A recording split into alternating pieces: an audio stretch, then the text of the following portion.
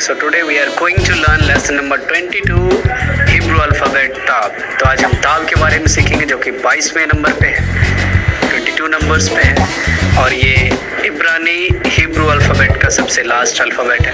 हमने अलिफ सीखा, अलिफ बैत के मदालत है, वाब साइन खैर जैत योद काफ लाम मीम नून शामिक आइन पे सादिक कुफ रेश शिन। आज हम सीखेंगे ताब के बारे में। फर्स्ट ऑफ ऑल मैं आपको एक्सप्लेन कर दूं, जो मैंने एक पिक्चर सेंड किया है लेसन नंबर 22, इसकी ऑर्डिनरी वैल्यू जो है वो है 22 और स्टैंडर्ड वैल्यू जो है वो है 400। ताब की जो पिक्चर है वो है क्रॉस की और जो इसका मीनिंग है वो है कवनेंट और जो इसका साउंड है वो है टी का। तो फर्स्ट ऑफ ऑल मैं आपको ताब के बारे में थोड़ा बता दूं, क्योंकि जो ताब है इट्स लुक लाइक ये जो है एक क्रॉस की तरह दिखता है। ताब की जो तस्वीर है वो क्रॉस की, मैंने इसमें मेंशन नहीं किया है क्रॉस, तो इसका मतलब ही नहीं कि आप गले में क्रॉस पहन के घूमो, ये नहीं कह रहा मैं ये कह रहा हूँ कि ताब जो है क्रॉस की पिक्चर है, क्रॉस की और रिप्रेजेंट करता है, क्रॉस की तस्वीर है, क्रूस की तस्वीर है। और जो ताब है वो वाचा की भी तस्वीर है, दोनों की तस्वीर है। और जो ताब है जो मैंने हिब्रू में लिखा है, आप इसको देखेंगे तो आपको एक दरवाजे की शेप नज़र आएगी, जिस दरवाजे से आप अंदर बाहर आते हैं उस दरवाजे की शेप नज़र आएगी इसमें। और जब मिस्र देश के अंदर इजरायली गुलामी में थे, यहोवा ने जब कहा था कि तुमने मेमने को काटना है और उसके लहू को जो तुमने अपने दरवाजे पे लगाना है, तो ये जो आपको ताब दिख रहा है इब्रानी में लिखा हुआ एक डोर शेप में है, उसके ऊपर उन्होंने ब्लड लगाया था और जो मौत का फरिश्ता था, जो मौत का दूत था, उस घर के अंदर दाखिल नहीं हुआ और उस घर के लोगों ने जीवन पाया। तो ताब जो है वो कवेनेंट की ओर भी इशारा करता है और लिखा है, वचन बयान करता है कि वो हमारा फसह का मेमना है। कौन? यीशु मसीह, जिसकी कुर्बानी क्रॉस के ऊपर हुई है। यूहन्ना 1:29 में कहा है, और यूहन्ना ने कहा देखो वो परमेश्वर का यहोवा का मेमना है जो जगत के पाप को उठा कर ले जाता है। John 1:29 verse.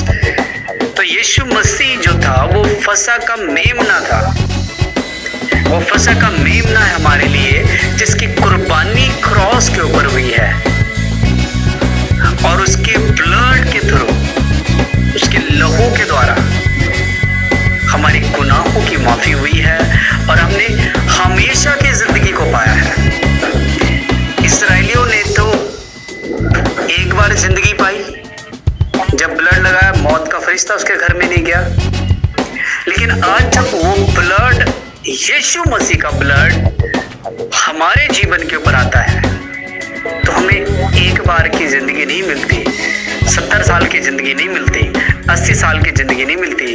We are getting every lasting life. हमें हमेशा की ज़िंदगी मिलती है यीशु मसीह में, उसके लहू के द्वारा। बहुत सारी बातें इसके अंदर छुपी हुई है भी मिलती है। और जैसे कि मैंने बताया कि यीशु मसीह जो था वो फसह का मेमना था और जो ताब है उसका नंबर 22 है।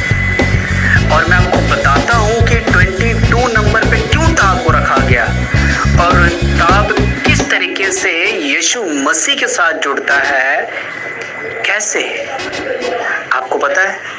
आप ज़बूर रीड करें, ज़बूर 22 चैप्टर, साम्स 22 चैप्टर जब आप रीड करेंगे तो वहाँ पे लिखा हुआ है 22 के फर्स्ट 1 से 8 तक जब आप पढ़ेंगे तो वहाँ लिखा है कि हे मेरे पिता तूने मुझे क्यों छोड़ दिया। ज़बूर 22 के अंदर लिखा हुआ है और हिब्रू का जो 22वां अक्षर है वो ताब है, जो यीशु मसीह के साथ जुड़ता है, जो कवनेंट की ओर जुड़ता है और जिसके ऊपर फसह का मेमना कुर्बान हुआ। अब याद करें, जब यीशु मसीह क्रॉस पे थे उन्होंने क्या बोला? हे मेरे बाप तूने मुझे क्यों छोड़ दिया।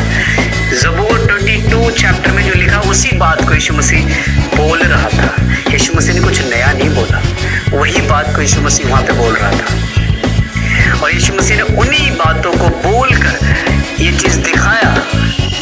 जो ताब है वो मेरी तरफ रिप्रेजेंट कर रहा है और मैं ही था वो यहोवा का बर्रा, यहोवा का मेमना, जिसके द्वारा तुमने हमेशा की जिंदगी को पानी थी।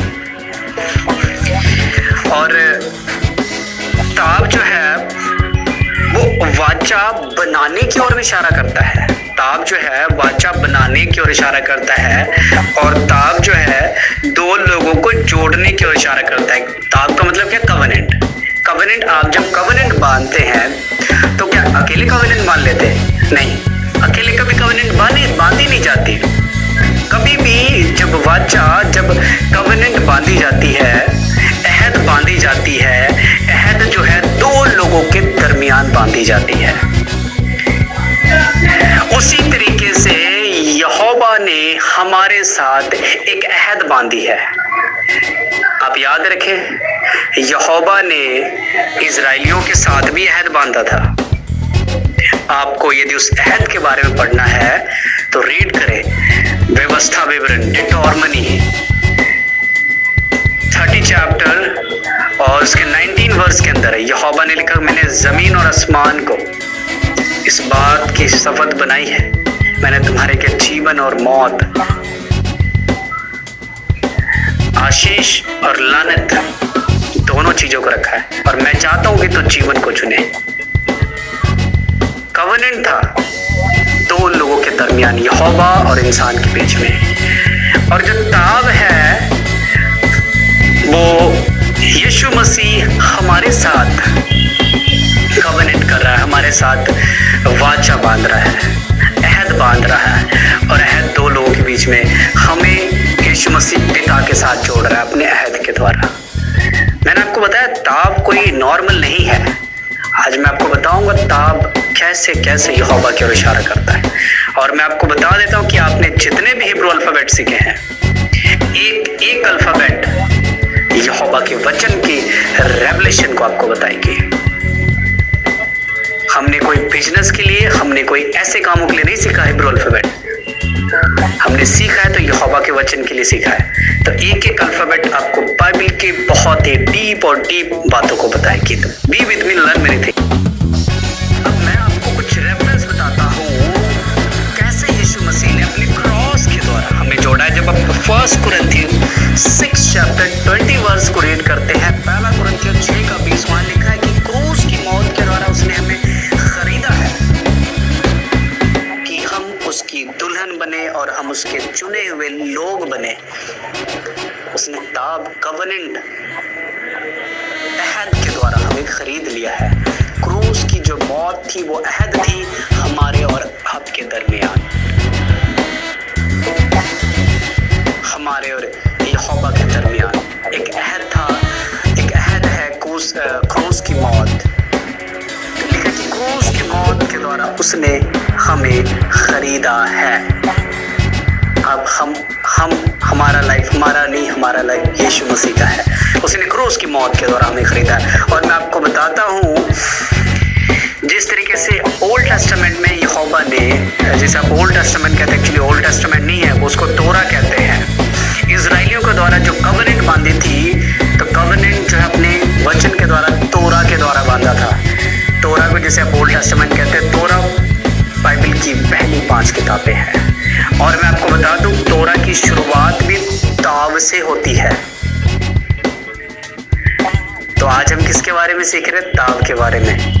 पहले भी ताब के द्वारा कवेनेंट हुई थी, और ताब वो यहोवा का वचन था। तो यीशु मसीह जो है वो भी तो यहोवा का वचन ही है। वो रिटन था, हमारे पास लिविंग तोरा आया है। मैं आपको तोरा की डेफिनेशन बता देता हूँ। तोरा के अंदर जो अल्फाबेट यूज हुए हैं वो है ताब, वाव, रेश, हे। ताब, वाव, रेश, हे। ताब की जो पिक्चर है वो क्रॉस की है, वाव की पिक्चर है जोड़ना, रेश की जो पिक्चर है हाईएस्ट वन, हमने सीखा था पहले। रेश भी यीशु मसीह की ओर इशारा करता है, सिर की ओर इशारा करता है। और हे की पिक्चर बिहोल्ड। जब आप इसका सेंटेंस बनाते हैं तो उसका सेंटेंस बनेगा, देखो उस महान को जो यहोवा का बेटा है क्रूस पर कीलों से जकड़ा हुआ है। और ये तोरा जो है रिवील हो रहा है जब यीशु मसीह क्रूस के ऊपर था। मैं आपको एक बार सेंटेंस बताता हूं इंग्लिश में। See the highest one is nailed on cross, behold the highest one is nailed on cross. और यही बात हमें न्यू टेस्टामेंट में देखने को मिलती है। मैंने जैसे आपको बताया कि तोरा हमारे साथ अहद बांधेगी। और जब आप पढ़ते हैं जर्मिया 31 का 31 से 34 तक वहां लिखा है, मैं एक नई वाचा बांधूंगा। यहोवा जिक्र कर रहा है नई वाचा का। वो रिटन तोरा के थ्रू था, हमारे साथ लिविंग तोरा के साथ वाचा बांधी गई है। अहद बांधा गया, एक नई अहद हमारे साथ बांधी गई है। वो लिविंग तोरा है, यीशुआ है मसीह। और मैं आपको बता दूं कि जब यीशु मसीह को जब क्रूस के ऊपर चढ़ाया गया था तो क्रूस के ऊपर एक तख्ती लगी हुई थी, दोष पत्र जिसे कहते हैं। उसका क्या गुनाह था वो लिखा गया था। और पिलातुस ने उसके ऊपर लिखा था यीशु नासरी यहूदियों का राजा। यीशु नासरी यहूदियों का राजा। और मैं आपको बता देता हूं एक्चुअली इसका मीनिंग क्या था। यीशु, ये तो हम हिंदी पढ़ते हैं लेकिन हिब्रू में लिखा था यशुआ है नासिर बमलिक यहूदीम। यशुआ की शुरुआत जो होती है योद से होती है, हे नासिर की शुरुआत हे से होती है, वह मलिक की शुरुआत जो वाब से होती है, और हे यहूदीम की शुरुआत जो हे से होती है। तो आप जोड़ ले क्या बना, योद हे वाब हे। और मैं आपको बता देता हूँ जिसे हम यहोवा कहते हैं, यहवे, यहोवा, जो भी कहते हैं, खुदा कहते हैं। एक्चुअली मैं आपको बता दूं खुदा वर्ड यहोवा के लिए यूज नहीं हुआ। क्या आपने कभी दुआ की शुरुआत खुदा से की है? खुदा वर्ड से नहीं करते हैं। क्या दुआ की लास्ट क्या आपने खुदा वर्ड से किया? नहीं करते। बीच में अपने घोड़े दौड़ाते हैं।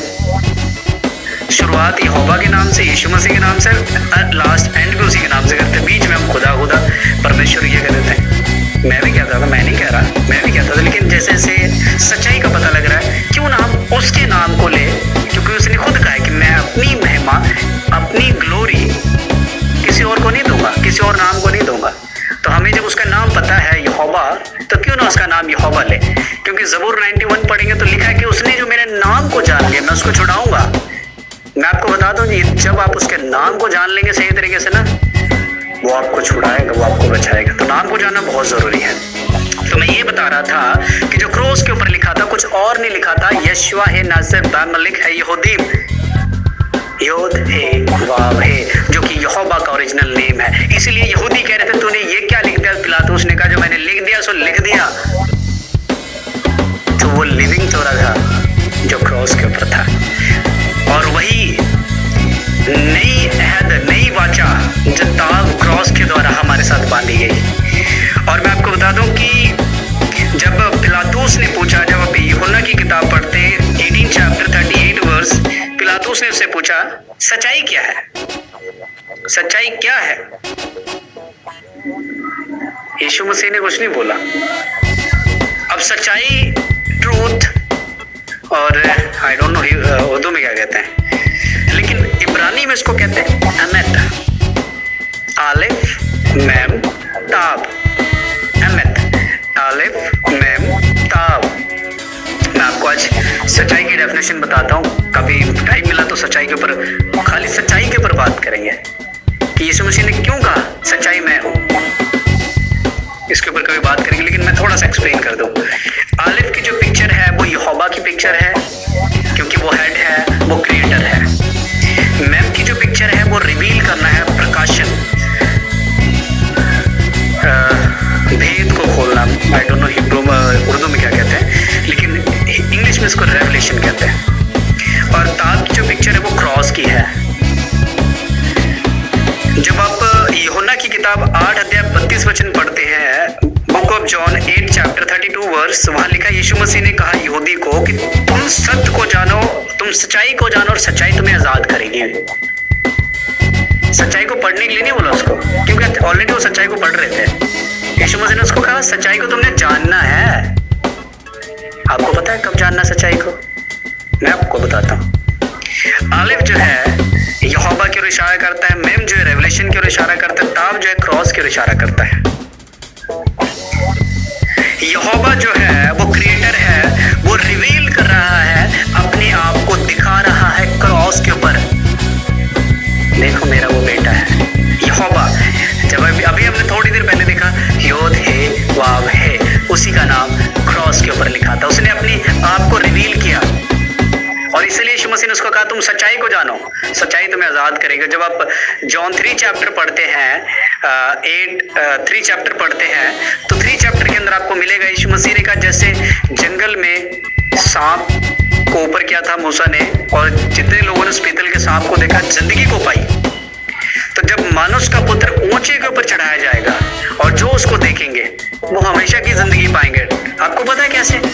क्योंकि यहोवा खुद अपने आप को रिवील कर रहा है। आज हम गुनाह और पाप में डूबे हुए थे, जैसे उनको सांपों ने काटा था। सांप जो है वो शैतान की ओर इशारा करता है, गुनाह की ओर इशारा करता है।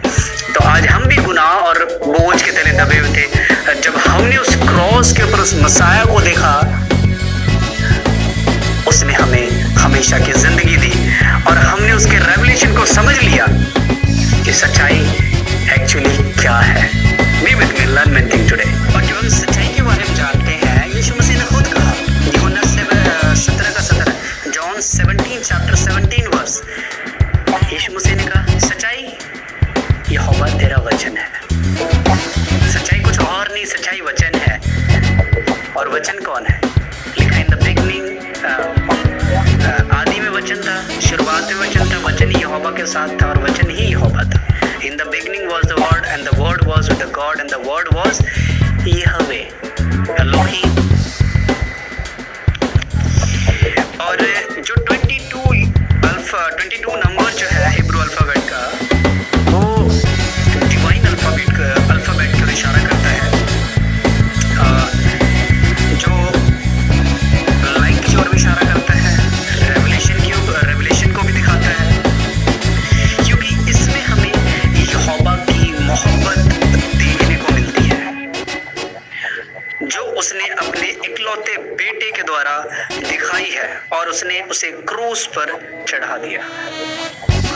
इसलिए मैं कह रहा हूँ कि डिवाइन अल्फाबेट के तौर पे इसको देखा जाता है, क्योंकि ये रेवलेशन दिखाता है और ये मोहब्बत की ओर इशारा करता है। जॉन 3:16 क्या कहता है? यहोवा ने जगत से ऐसी मोहब्बत की कि उसने अपने इकलौते पुत्र को दे दिया और उसका पुत्र हमारे लिए क्रॉस के ऊपर चढ़ गया। इसलिए मैं कह रहा हूँ 22 अल्फाबेट, 22 नंबर बहुत इंपॉर्टेंट है। जब आप यशाया की किताब पढ़ते हैं 44 chapter 6 verse, book of Isaiah 44 chapter 6 verse, वहाँ पे लिखा यहोवा कहता है मैं आलिफ और मैं ताब हूँ। जब आप पढ़ते हैं प्रकाशित वाक्य first Revelation, book of Revelation first chapter 8 verse, वहाँ पे यीशु मसीह ने कहा I am the aleph and tav. Alpha omega नहीं है, यीशु मसीह ने कहा मैं आलिफ और ताब हूँ। ये तो ग्रीक था अल्फा ओमेगा। यीशु मसीह ने कहा मैं आलिफ और ताब हूँ। और जब आप यशाया की किताब book of Isaiah 46 chapter 10 verse read करते हैं, तो मैं आपको बता दूं कि यहाँ वहाँ पे यहोवा ने ये बात बोली है कि मैंने एंड टाइम की बातें जो है वो शुरुआत में ही रख दी है। कई लोग रेवलेशन समझना चाहते हैं, बुक ऑफ रेवलेशन को समझना चाहते हैं। आई डोंट नो कि वो कैसे समझेंगे, जबकि वो ओल्ड टेस्टामेंट को पढ़ना ही नहीं चाहते और कहते मुझे रेवलेशन समझ नहीं आती। मैं कहता हूँ भाई तुम्हें रेवलेशन समझ कैसे आएगी? यहोवा ने खुद यशाया के ऊपर ये बात बोली है कि मैंने एंड टाइम की बातें शुरुआत में रख दी है। तो जब तुम्हें शुरुआत की बातें जो जिसे आप ओल्ड टेस्टामेंट कहते हैं उसमें लिखी हुई, तो जब तुम्हें उसकी नॉलेज नहीं है तो तुम्हें रेवलेशन की नॉलेज कहाँ से होगी? तो रेवलेशन बाद में, पहले आप ओल्ड टेस्टामेंट को समझो, तब आपको रेवलेशन समझ में आएगा। और यशायाह 53 चैप्टर आप पढ़े, वहां पे आपको पूरी यीशु मसीह की कुर्बानी की और कुर्बानी की बातें आपको बताएगा वो चैप्टर, कैसे वो कुर्बान होगा। तो अब हम ताब के मीनिंग को तो हमने देख लिया, अब हम ताब के नंबर के बारे में देखेंगे। मीनिंग तो हमने इसका देखा कि वो वाचा है, अब इसके नंबर के बारे में देखते हैं। ताब की जो स्टैंडर्ड वैल्यू कितनी है? 400, 400। और जो कहते हैं ना कि हम ग्रेस के द्वारा बचाएंगे, बस अनुग्रह फजल के द्वारा बचाएंगे, उनसे पूछना फजल है क्या? आंसर नहीं है उनके पास। रीजन ये है, मैं ये नहीं कहता गवर्नमेंट से कि मेरे पास मैं ये नहीं कहता, मैं ये कहता हूँ कि सीखो, सीखना बहुत जरूरी है। आप कहते हो कि हम फजल के द्वारा बचाएंगे, मैं भी कहता हूँ मैं भी बचाएगा फजल के द्वारा, अपने कामों की जरूरत में बचाया ही नहीं गया, लेकिन बचने के बाद कुछ है। फजल को इब्रानी में कहते हैं खैत और नून, खैत और नून बनेगा खीन, खीन को कहते हैं ग्रेस, लाइफ, जीवन, जिंदगी। और खैत की जो वैल्यू है वो 8 है, आपने ऑलरेडी पढ़ रखा है, और जो नून की वैल्यू है वो 50 है, 50। जब आप 50 को 50 को मल्टीप्लाई करोगे 8 के साथ तो बनेगा 400। 50 मल्टीप्लाई 8 इक्वल टू 400, और 400 अभी हमने देखा है वो ताब की स्टैंडर्ड वैल्यू है। तो ग्रेस कुछ और नहीं है, वो ताब है। और ताब क्या है? तोरा। कई लोग कहते हैं व्यवस्था खत्म हो गई, मैं उनसे पूछता हूँ कौन सी व्यवस्था खत्म हुई? मैं भी कहता हूँ व्यवस्था खत्म हो गई है, लेकिन कौन सी व्यवस्था खत्म हुई है? कौन सी शरह खत्म हुई है? मैं भी कहता हूँ शरह खत्म हुई, लेकिन कौन सी शरह खत्म हुई है? इसकी नॉलेज होनी बहुत जरूरी है। ऐसे शरह नहीं करे जाए, शरह की पहले नॉलेज होनी चाहिए, कौन सी खत्म हो गई और कौन सी रह गई है। और मैं आपको बताता हूँ 50 जो नंबर है बाइबल में बहुत ज्यादा इंपॉर्टेंट है, क्योंकि 50 जो है वो छुटकारे की ओर इशारा करता है, आजादी की ओर इशारा करता है।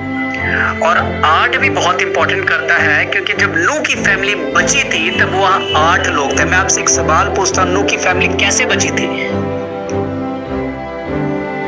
नूह धर्मी था, ही वॉज राइचस। राइचसनेस के बारे में पढ़ेंगे तो डिटोरमी 6 चैप्टर 25 वर्स वहां पे लिखा है, यदि तू अपने यहोवा की नजर में उसके हुक्मों को, सारे हुक्मों को माने तो ये राइचसनेस है। तो जब आप उसके हुक्मों को मानेंगे तो 8 नंबर जो है न्यू बिगनिंग, नई शुरुआत की ओर इशारा करता है। इसलिए यीशु मसीह ने कहा तुम नई सृष्टि हो, आप न्यू बिगनिंग हो, लेकिन आपको वचन के अकॉर्डिंग चलना होगा, तब आप एक नई शुरुआत बनोगे। जब आप नई शुरुआत बनोगे तो आप 50 के अंदर आओगे, आजादी के अंदर आओगे। कौन सी बात से आजादी? ये भी ध्यान रखना, यहोवा के वचन से आजादी नहीं, गुनाह और मौत से आजादी। तो कुछ और चीजों को हम देखते हैं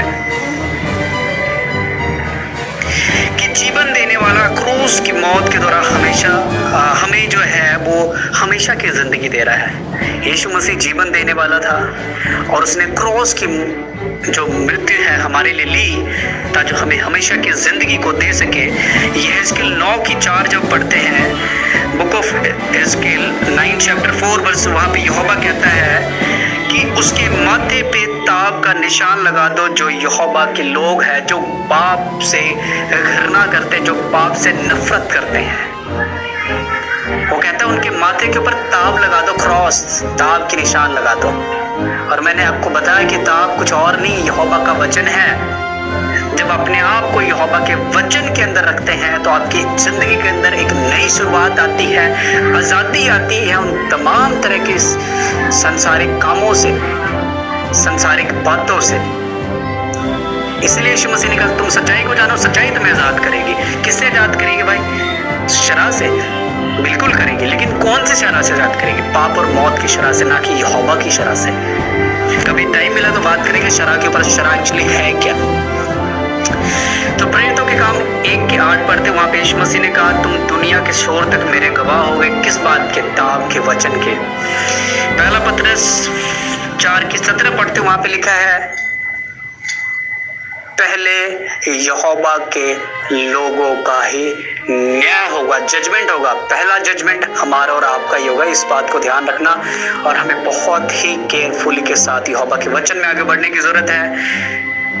और मैं आपको एक छोटी सी बात बता दूं कि मैं आपको जेनेसिस 1:1 के अंदर ही यीशु मसीह की कमिंग, यीशु मसीह की क्रूसिफिक्शन सब कुछ जेनेसिस 1:1 के अंदर दिखा दूंगा, लेकिन अभी नहीं, बाद में कभी। तो जैसे हम एज यूजुअली, जैसे कि हम जब एंड में ज़बूर से सीखते हैं, ज़बूर 119 से, साम्स 119 चैप्टर से, तो आज के लिए जो वर्स हमें मिला है वो है ज़बूर 119 से 169 टू 176 वर्स, ये दाऊद को दिया गया। देखते हैं यहाँ पे दाऊद क्या कहता है। दाऊद कहता है 169 वर्स में कि हे यहोवा, मेरी दुहाई तुझ तक पहुंचे और तू अपने वचन के अनुसार मुझे समझ दे। किस बात के लिए समझ मांग रहा है? क्या पैसे कमाने के लिए? क्या अपने काम करने के लिए?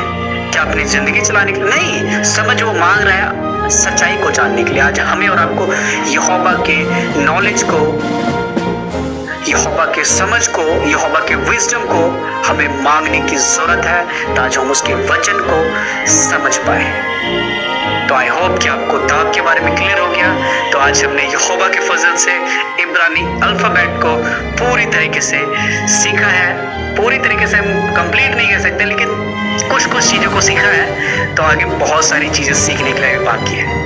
तो यहोवा आप सबको बरकत दे।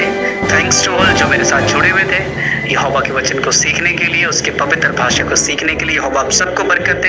एक छोटी सी दुआ करते हैं। ज़मीन आसमान के मालिक जिंदा यहोवा, आपके तमाम लोगों के लिए प्रार्थना करते हैं, प्रेयर करते हैं जिन्होंने आपके वचन को सीखा है, उनके दिल और मन खुले आपके वचन को समझने के लिए, उनके जीवन को, उनके घराने को, जो भी सुने उन तमाम जीवन को आपके हाथों में, आपका आलिफ तब उन्हें संभाले रखे, आपका दाहिना हाथ उनके ऊपर बना रहे। मैं इस दुआ को यीशु मसीह के नाम से मांगता हूँ, आमीन। मिलते हैं अगले एपिसोड में, तब तक के लिए शालोम, जय मसीह की, प्रेज़ द लॉर्ड।